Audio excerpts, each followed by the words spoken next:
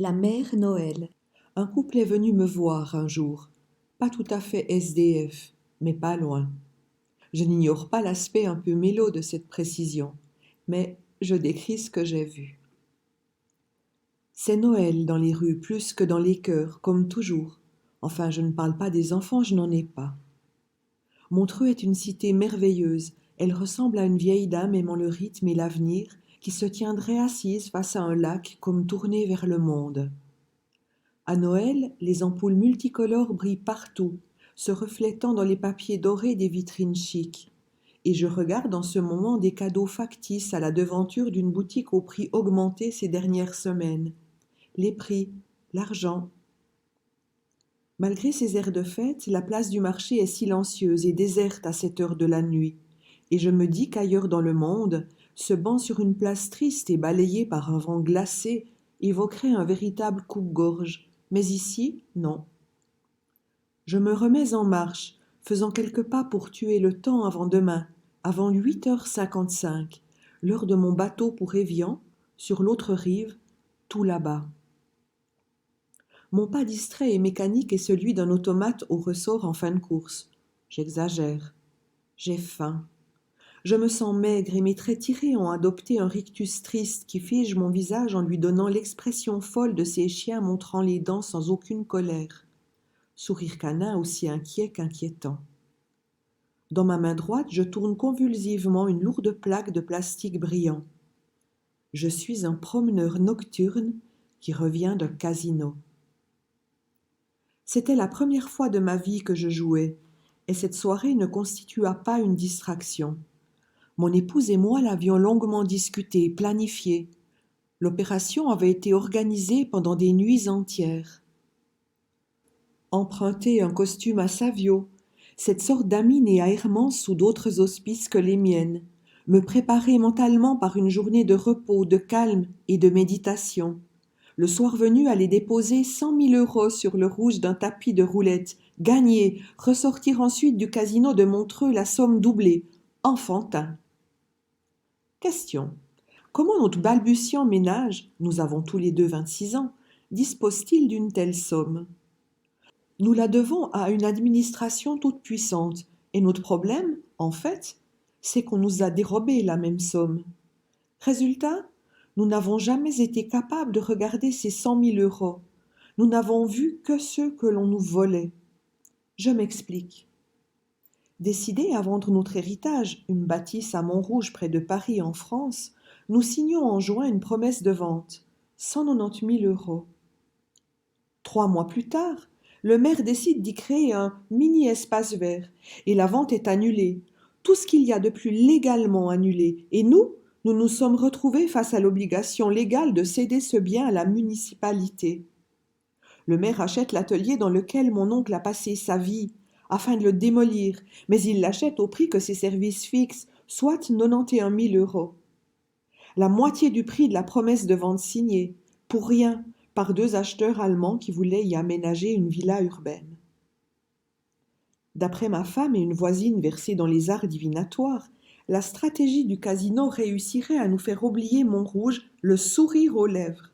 Mais il fallait pour cela que j'y aille seule, que j'y reste quelques minutes, juste le temps de changer mon argent en jetons, de placer en une seule fois les jetons, de prendre mes gains et de ressortir aussitôt. Bon, la mère de ma femme a dit que je portais bien le costume. Ma femme a dit que je serais capable de ne pas détonner dans un établissement chic. Hier matin, je ne connaissais encore rien à l'univers du jeu.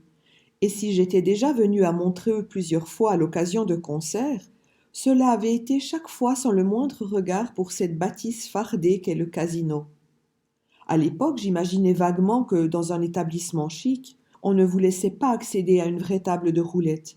Mais ma femme prétend que, sans doute, c'est de même que les gens pauvres n'approchent pas les tables chics.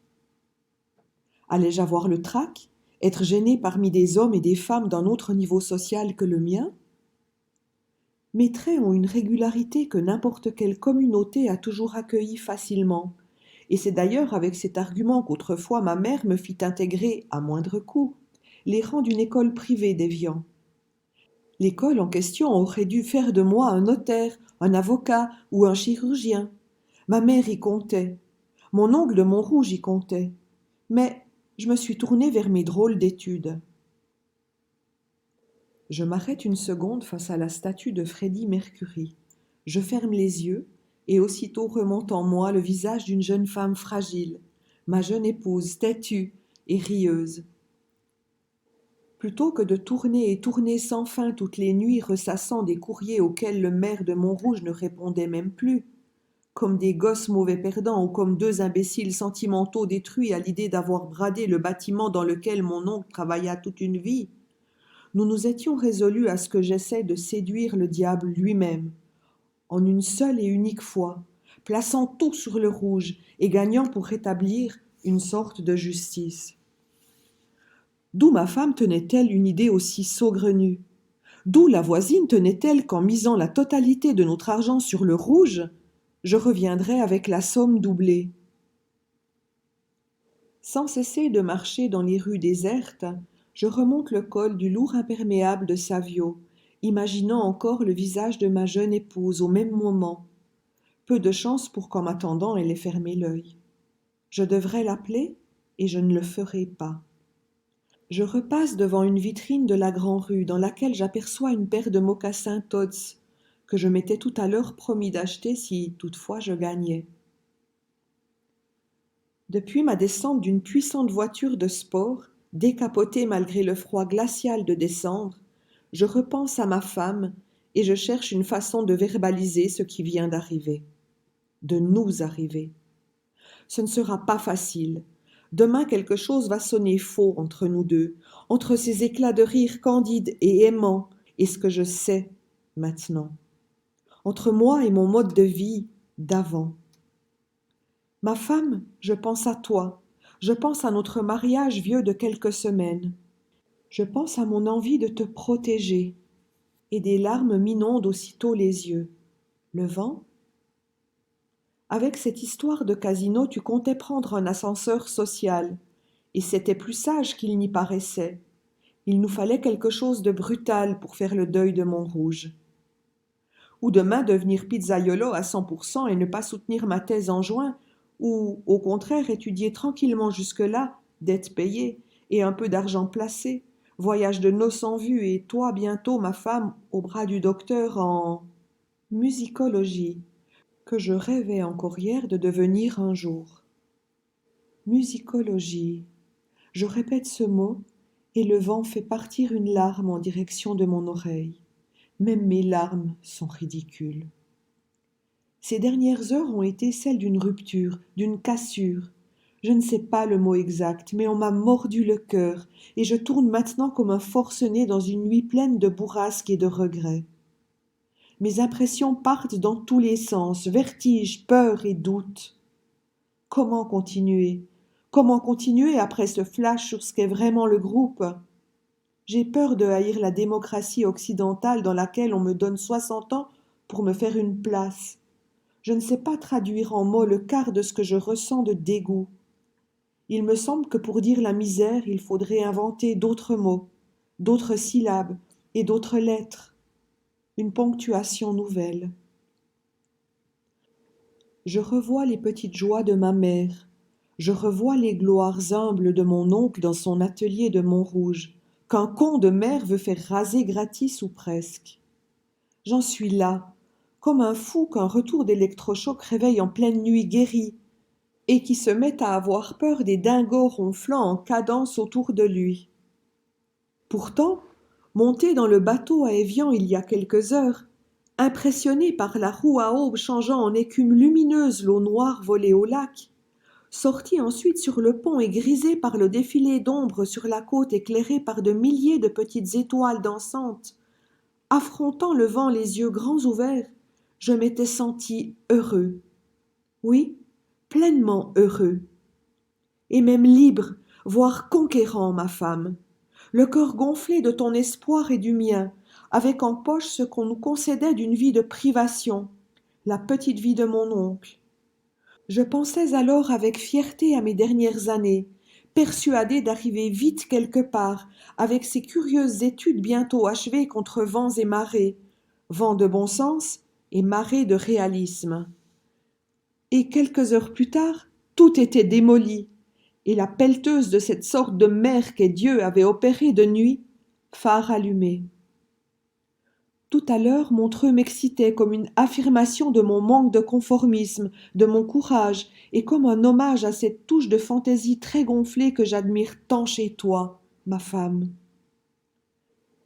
Si au moins le petit balai du croupier avait ramassé l'héritage de mon oncle, et qu'on m'avait ensuite foutu dehors parce que je n'avais même plus de quoi m'offrir un verre.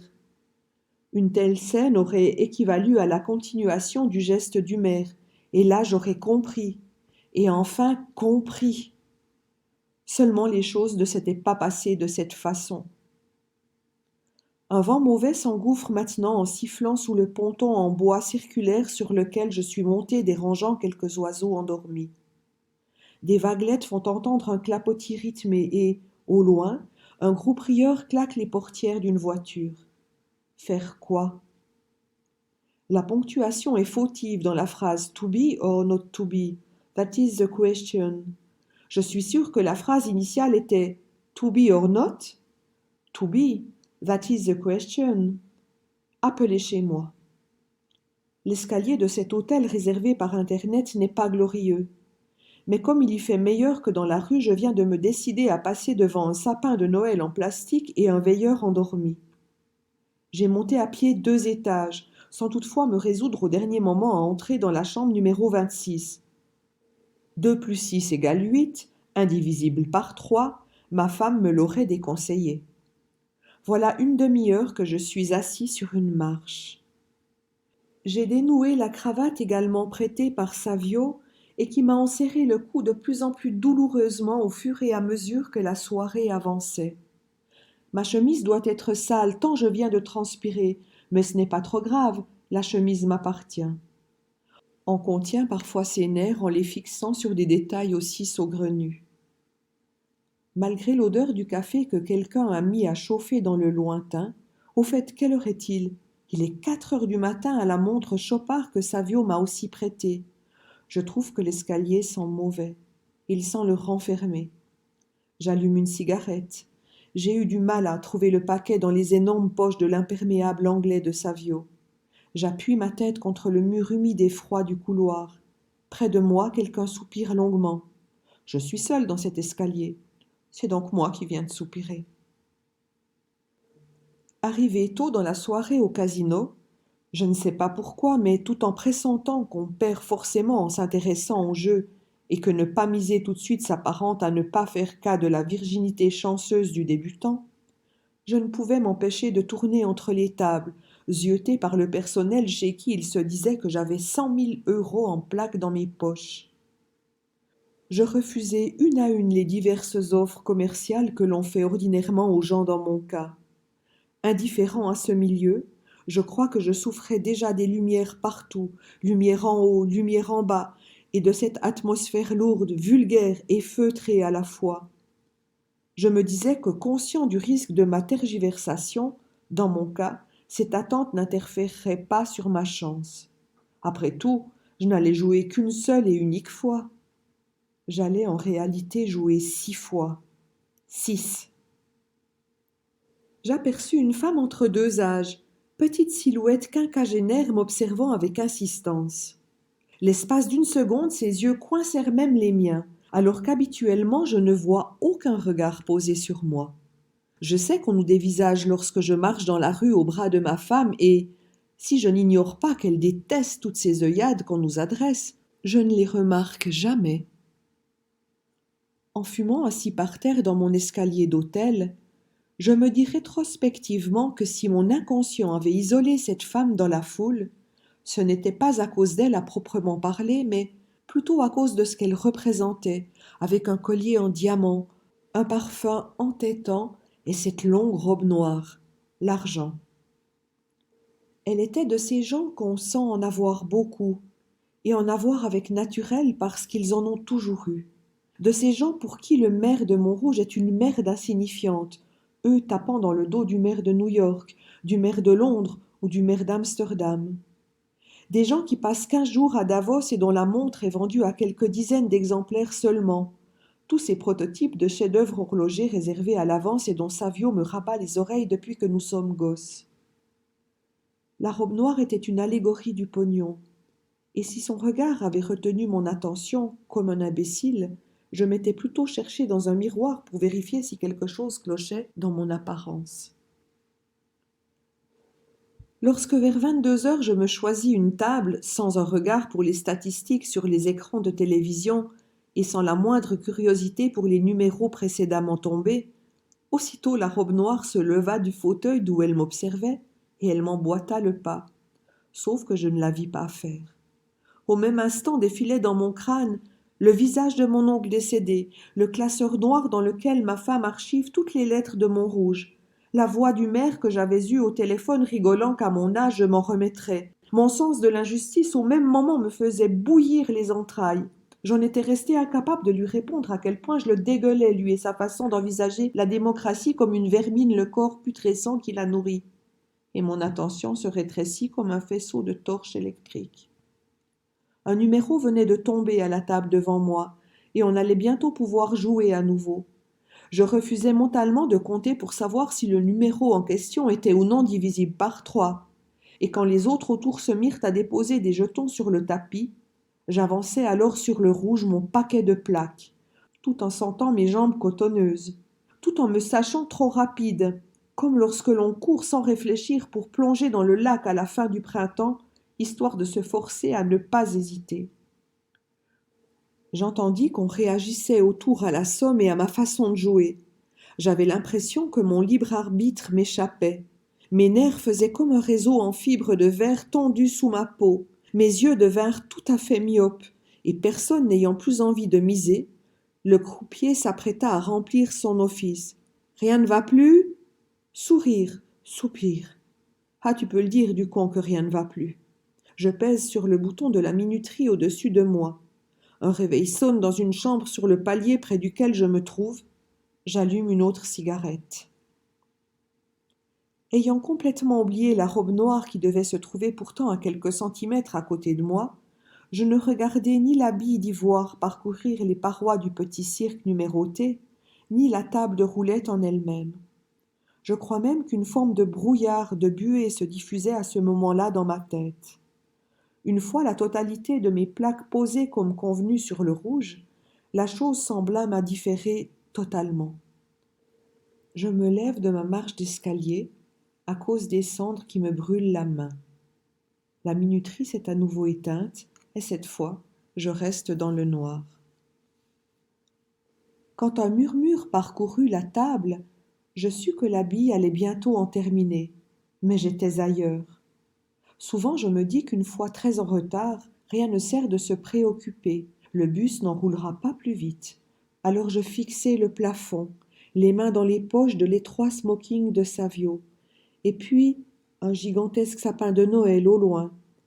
Et c'est à ce moment que j'ai compris que l'immense pièce ne disposait d'aucune fenêtre. Je n'en fus pas surpris. J'avais déjà lu ça quelque part un jour. Je n'entendis pas non plus le résultat annoncé par le croupier. Je ne revins au cœur de l'action que lorsque son râteau de bois emmena ce qui restait de la mémoire de mon oncle, plus les 9 000 € ayant servi de complément. D'après la voisine, nous devions arriver avec exactement 100 000 €, laquelle voisine devait au même moment roupiller. Je me souviens m'être dit également que lorsque je pousserais bientôt la porte de chez nous, il ne serait pas utile de te parler, ma femme. Tu saurais. En attendant, ne pas perdre la face devant les autres, accepter encore une fois. De toute façon, la tige du râteau était plus longue que mon bras, si toutefois j'avais voulu balancer mon poing dans la figure de l'employé aux poches cousues qui me ruinait en bâillant presque d'ennui. L'idiotie de ce projet de venir jouer à Montreux m'éclatait à la figure. 10 secondes auparavant, cet argent était à nous, et là, mes plaques passaient dans les mains d'un autre qui prenait maintenant du temps pour les réduire en ordre à côté de lui, comme si de rien n'était, pour la simple raison que j'avais accepté les règles de trafiquant de misère, de trafiquant de bêtises, d'espoir. Sur le bateau, j'avais pensé à reprendre une navette à Lausanne et à rapporter l'argent gagné en choisissant de ne pas le miser. Mais maintenant tout était trop tard, et une petite voix en moi disait qu'elle l'avait toujours su. Un gros type me toucha l'épaule, il voulait ma place pour jouer, et c'est en cherchant à m'éloigner que je heurtai presque la robe noire restée à mes côtés pendant tout ce temps, pendant que j'avais voulu secouer la gangue d'injustice refermée sur nous depuis la première lettre du maire. Elle ne me laissa pas passer. Je fis un pas à droite, elle fit un pas à gauche. Je fis un pas à gauche, elle fit un pas à droite. Je me sentais vidée, incapable de réfléchir. Son parfum était lourd, entêtant. Et en levant machinalement les yeux en direction du visage de la petite quinquagénaire qui me faisait face, je reconnus les diamants qui brillaient sur la peau un peu plissée de son cou. Elle dit en me regardant durement, sans lâcher mes yeux. « On joue en seigneur, hein ? Tout en une seule fois, comme ça. » Je ne répondis pas. Elle secoua la tête puis continua la voix moins revêche. « Je t'offre un verre ?» J'acquiesçai sans un mot et lui emboîtai le pas, tout en me demandant si le froid dans mon ventre n'allait pas me rendre incapable d'avancer. J'avais un peu le vertige, mais comme plusieurs types du casino semblaient surveiller de loin mes mouvements, il m'apparaissait crucial de ne penser à rien, de me concentrer sur une démarche détendue derrière cet inconnu. Elle s'assit à ma droite et non pas face à moi, et ce ne fut qu'après quelques minutes de silence qu'elle me demanda de raconter. Je n'hésitai pas. Peut-être qu'on m'en donne un coup de pied avant de partir dans le distributeur hors service qui vient d'avaler votre dernière pièce. En tout cas, pour cette femme, que j'assimilais depuis le début au casino, je me mis à raconter, à me répandre. Et malgré les années-lumière sociales qui nous séparaient, il devait y avoir quelque chose de bienveillant dans la dureté et l'air las de cette petite femme, qui ne m'interrompit à aucun moment, se contentant de fumer beaucoup. Lorsque je finis par mes si controversées études, elle demanda sincèrement étonnée. « Pas possible, et dis-moi voir, môme, on mange comment après des études de musicologie ?» Ce n'était pas la première fois que je me lançais là-dessus, mais cette fois en déclinant l'intitulé exact de mon sujet de thèse, d'un seul coup j'eus mal quand la petite femme sourit, puis s'essaya à répéter ce que je venais de dire. Je baissai la tête. Elle avait raison et c'était évident. Univers mélodique atonaux et usage non orthodoxe de la tonalité fonctionnelle dans la seconde partie du XVIIe siècle. Il était indéniable, d'où je me trouvais, sans un sou en poche, que tout cela était un peu con. Ma tête tournait. J'en étais à 3 coupes de champagne lorsque je me tus. Dénouer ma cravate ? À côté de moi, la femme dit « Bon », mais d'une voix si éteinte que j'eus l'impression qu'elle allait se lever et partir. Mais non, et elle fit même un signe pour qu'on nous remplace la bouteille.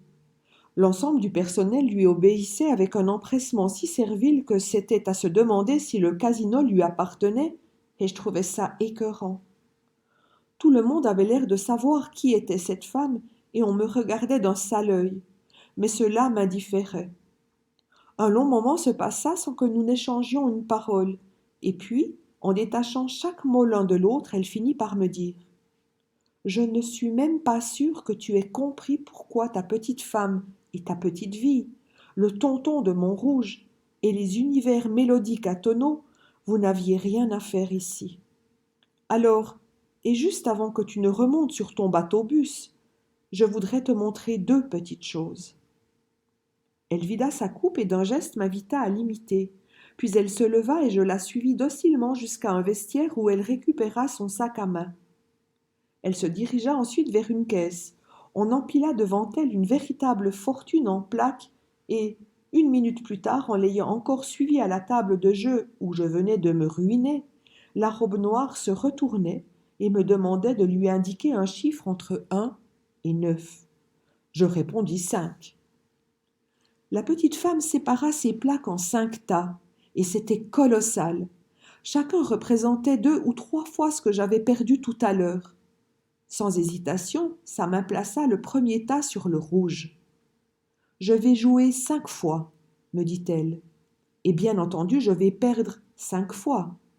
Ensuite, je pourrais recommencer 5 ou 10 fois de suite.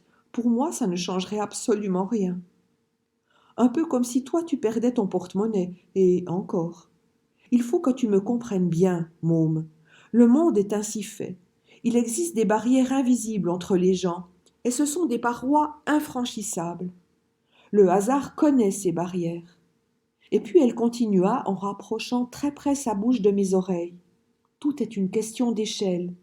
Est-ce que la musicologie n'apprend pas cela, la mesure? Le rouge tomba. La femme sourcilla légèrement. Sa démonstration commençait mal et elle allait visiblement durer plus longtemps que prévu. Elle en eut presque l'air ennuyée. Mais, et avec ses gains laissés au même endroit, le rouge tomba une deuxième fois. La robe noire fit la moue, ma tête tournait, les lumières et les bruits devenaient douloureux, et je me disais intérieurement, espérant éloigner de moi la réalité de la situation, mais c'est que cette vieille garce, elle gagne, en plus. D'interminables secondes, les simagrées du croupier, des gens qui mettaient des heures à jouer, ces gains augmentés qu'elle laissait sur le tapis, des badauds qui convergeaient vers notre table, et puis le rouge qui tombait à nouveau. Troisième fois consécutive. Mes mains devinrent moites. La robe noire ne songeait pas une seconde à faire cesser mon supplice. À mon tour, je n'existais plus. Je la voyais sourire aux plaques qu'on empilait, des plaques sérieuses, différentes des autres. Entre chaque jeu, il fallait attendre quelques minutes et il y avait maintenant un brouhaha autour de nous.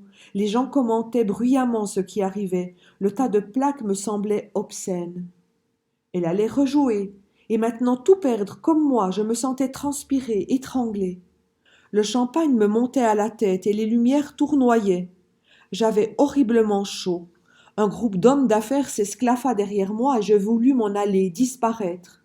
J'avais besoin de voir un horizon. Je ressentais une envie irrésistible de fuir la pression imposée par l'immense salle, par l'animalité vulgaire qu'elle réveillait en nous. Ces plaques représentaient maintenant l'argent qu'on m'avait volé à Montrouge, et il était à elle. La petite femme ne me laissa pas partir. Elle me retint péremptoirement en agrippant ma main avec une force qui n'eut pas le temps de m'étonner. La petite bille s'était à nouveau mise à tourner, et quelques secondes plus tard, le rouge encore, quatrième fois. Une clameur s'éleva, des gens riaient. Le type au râteau qui demanda à être remplacé avait de la peine à faire tenir devant nous un véritable trésor de plaques que des aides allaient lui chercher un peu plus loin parce qu'il leur en manquait. Attention, atterrissage, me prévint la petite femme en noir, tout en me donnant un coup de coude d'une main et en poussant de l'autre les 4 tas qu'elle n'avait pas encore misés. Une montagne de plaques sur le rouge. Et ce sera tout pour eux, peut-être. Cette fois, quand le rouge tomba à nouveau, mes jambes faillirent me lâcher. Ressemblant à quelqu'un qui a confirmation de ce qu'il sait depuis longtemps mais qui, sur le moment, l'a oublié, la robe noire joignit ses mains dans une sorte de salut oriental esquissé au destin, puis elle se tourna vers moi et, à la vue de l'état dans lequel je devais me trouver, elle me tapa doucement l'épaule en disant « Jolie, non ?» Elle hésita quelques secondes, sembla se décider. Elle enleva les jetons initialement misés et elle me dit, son doigt désignant l'incroyable tas de plaques sur le tapis vert, « Fais-toi aider pour ramasser ton argent et paye la table, c'est Noël. » Comme je n'avais pas compris ce que signifiait de payer la table, elle le fit à ma place et on me tendit ensuite de quoi transporter un trésor. J'avais le vertige. Elle gagnait. Et pourtant, elle s'en foutait de gagner, comme de perdre, alors que moi j'avais perdu, et tout perdu. Un peu plus tard, à la caisse, les plaques devinrent des liasses de billets de 1000. À me voir transpirer, j'eus l'impression que je faisais de la peine à 2 gardes de la sécurité qu'on avait discrètement affectés à notre escorte. La robe noire m'attendait un peu plus loin, les plaques qu'elle avait tout à l'heure achetées transvasées dans son sac à main. Je changerai ça un autre jour. Dis-leur au guichet de se dépêcher. Et en la suivant dans le grand escalier, je ne savais pas comment lui adresser la parole. Sur le trottoir, je lui demandai maladroitement tout en levant à hauteur de ses épaules les 2 sacs de billets. « J'en fais quoi ?»« Ce que tu veux. Elles sont presque à toi, me répondit-elle distraitement, occupée à pester contre les voituriers parce qu'il y avait un problème dans le parking et qu'il n'arrivait pas à sortir sa voiture. « Presque ?» Pas encore tout à fait, môme, bientôt. Tu me consacres 1 heure et c'est bon, cet argent est à toi. Et, comme je ne répondais pas assez vite, elle demanda: Juste 1 heure, c'est bon ou c'est pas bon? J'acquiesçai, c'était bon 1 heure. Mais debout sur le trottoir, je ne savais pas trop comment faire avec les sacs de liasse. Mets-les dans tes poches, môme. Tu rachèteras un Burberry à ton copain, lança-t-elle tout en arrachant des mains d'un jeune employé confus les clés de voiture qu'on lui tendait en hésitant. Un trajet terriblement morne commença, sans un mot de part et d'autre, n'ayant trouvé à partager qu'un intérêt coïncident pour le vent d'hiver qui nous fouettait le visage, puisqu'elle avait ouvert la capote de son auto de sport. À un moment, elle réfléchit à voix haute. Les nuits sont longues l'hiver. Ta petite femme doit s'être endormie maintenant. Tout était beau à l'intérieur de sa voiture. Le cuir sentait bon, son parfum aussi. Son sac à main s'était ouvert au moment où elle l'avait jeté à mes pieds en s'installant derrière le volant. Comme j'essayais de réduire les plaques pour qu'elle ne se balade pas partout, elle dit: Ne t'occupe pas de ça. Dis-moi, t'as peur? Non. Je ne parlais pas d'avoir peur en voiture. Je ne sais pas ce que vous voulez dire. Ma tête tourne un peu. C'est les virages, sourit-elle. Je vais te montrer maintenant à qui tu me fais penser avec ton smoking pas à ta taille. Un peu plus loin, elle rit. À la frontière, s'il y a des douaniers, je dirais que t'es un autostoppeur. Je ne te connais pas. Il n'est pas question que j'ai des ennuis parce qu'un petit Français passe de l'argent suisse en France. Mais le poste de la douane de Saint-Gingolph était vide, et un peu avant minuit son auto roulait au pas dans les allées d'un centre commercial français. Elle se gara en double file à quelques mètres de la porte d'un McDonald's, puis elle éteignit son moteur. Étonnée, ayant du mal à comprendre que nous étions arrivés, je vis la robe noire regarder fixement à quelques mètres de l'auto et, sans bouger la tête, me tirer bientôt par la manche. En m'approchant de sa vitre baissée, j'aperçus devant la porte un petit homme qui criait à chaque fois que quelqu'un entrait ou sortait du fast-food. D'une drôle de petite voix nasillarde et plaintive, il répétait toujours les mêmes paroles, lesquelles se mirent peu à peu à me glacer les sangs, à moi, l'étudiant en musicologie. On aurait dit que ce personnage ridicule savait de lui-même à quel point, et depuis toujours, ses paroles étaient inutiles. Mais cependant, et pour une raison mystérieuse, il continuait de les ululer à intervalles irréguliers. Pourquoi faisait-il une chose pareille? Pourquoi s'humiliait-il ainsi devant les gens qui sortaient du fast-food? Je fus tentée de me reculer, mais la femme me retint encore, pensant que je cherchais à me soustraire au spectacle. Cette fois, elle se trompait. C'était pour mieux me placer, et bientôt ce fut moi qui la poussai pour mieux apercevoir la scène, m'abandonnant peu à peu complètement aux frissons qui secouaient mon corps. Le cri du petit homme ridicule montrait dans l'âme comme un cristal tranchant, détruisant tout sur son passage. La cravate m'étranglait, la femme parlait et ses paroles étaient entrecoupées de la plainte du petit homme qui semblait maintenant avoir reconnu notre voiture. On le vit dès lors se mettre à danser d'un pied sur l'autre dans le froid, essayant de nous tourner le dos mais sans pouvoir cesser d'arpenter le parvis du McDonald's. Chez McDo, on fait le meilleur Big Mac. Chez McDo, on fait le meilleur Big Mac. Chez McDo, on fait le meilleur Big Mac, geignait-il. Je l'observe souvent, murmura la femme. Ça fait maintenant 2 mois que ça dure. Il n'est pas tout à fait mongolien, médicalement parlant. Et s'il est trop bête pour travailler correctement, il ne n'est pas assez pour que le regard des autres l'indiffère. On l'a pistonné pour être engagé ici. J'ai fait mon enquête. Un de ses oncles est directeur de McDonald's France. Enfin, il l'est pour le moment encore.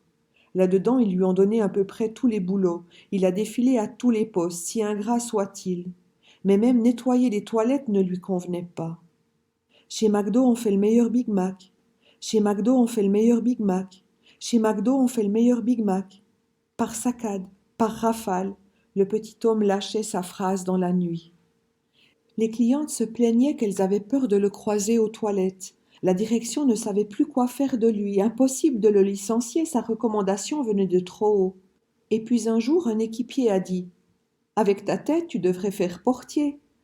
Tu nous ferais une sacrée publicité. » Et une veille de fête, Cette idée devint réalité. Après une énième connerie qu'il avait dû faire, ses collègues trouvèrent drôle de le mettre à la porte en lui intimant de crier l'absurdité que tu entends. L'insensé de cette complainte, de la situation de ce pauvre idiot pas à sa place, ou la gêne qu'il ressent à crier, tout cela émeut et amuse la clientèle. Les clientes surtout, j'ai l'impression. On vit des temps difficiles, môme. Chez McDo, on fait le meilleur Big Mac.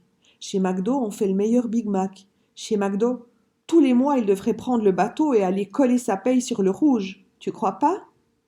Chez McDo, on fait le meilleur Big Mac. Chez McDo, on fait le meilleur Big Mac. Le pire est que peu à peu, ce McDo devient une curiosité, et du point de vue de la législation sur le travail, ce qu'on lui fait faire là n'a rien d'illégal. De temps en temps, il y a bien une âme charitable qui pique une gueulante, et on le range pendant quelques heures.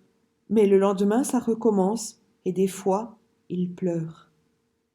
Elle redémarra son moteur. Alors? Ce type avec son costume ridicule, j'avais l'impression que c'était moi, alors qu'il était dans un smoking trop étroit. Fallait-il que je sois exaltée pour en arriver à un tel parallélisme?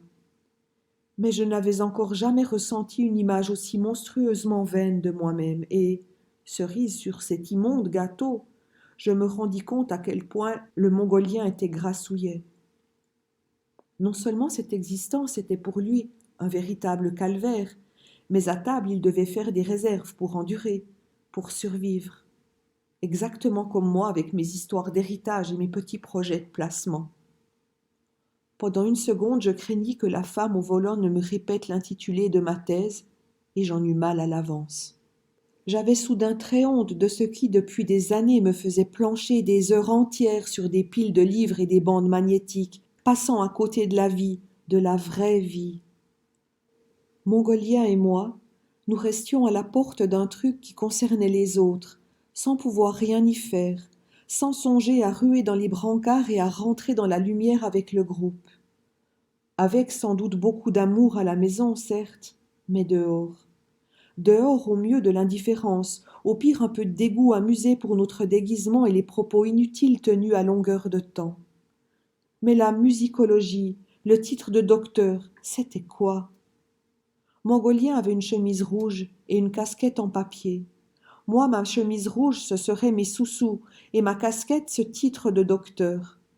Je n'avais plus aucune envie de continuer ma thèse, comme un cheval refuse l'obstacle et refusera désormais tous les obstacles. Un téléphone a sonné dans la voiture, et j'ai sursauté. Ma voisine s'est baissée pour le trouver dans le sac à main à mes pieds. Elle a ensuite lu un message sans y répondre, et là, la voix brusquement enjouée, elle m'a crié « On rentre, môme !» Emmitouflée dans sa fourrure blanche, elle ressemblait à Anna Magnani, et je la laissai me ramener inutilement à Montreux, j'ignore pour quelle raison. À cause de l'accélération violente de sa voiture au départ, sans doute. On roula longtemps, j'avais froid. J'avais maintenant mal aux oreilles à cause du vent. Les virages nous secouaient horriblement, et lorsqu'enfin elle stoppa Grand-Rue, comme sur le trottoir je cherchais mes mots pour dire quelque chose de pas trop idiot, merci par exemple, la femme me fixa quelques secondes avant de secouer la tête comme si elle avait perdu son temps. À bien me regarder, il n'y avait décidément rien à tirer de moi. Je l'entendis soupirer puis me dire « Allez, tire-toi » avant de se pencher vers la droite pour claquer la portière que je refermai en hésitant beaucoup trop à son goût. Elle démarra en faisant crisser ses pneus, et je remarquai, tombée de son sac à main renversé, une plaque qui avait glissé sur le trottoir quand j'étais descendue de l'auto. Et c'est cette plaque que j'ai dans la main, assis dans un escalier d'hôtel sordide éclairé à la veilleuse, un sac de billets posé sur la marche à côté de moi, comme un idiot avec sa petite vie qui recommence demain, sa thèse et de quoi devenir un universitaire bien grassouillet, posté à côté de l'entrée de la vraie vie qui avait redémarré en trombe.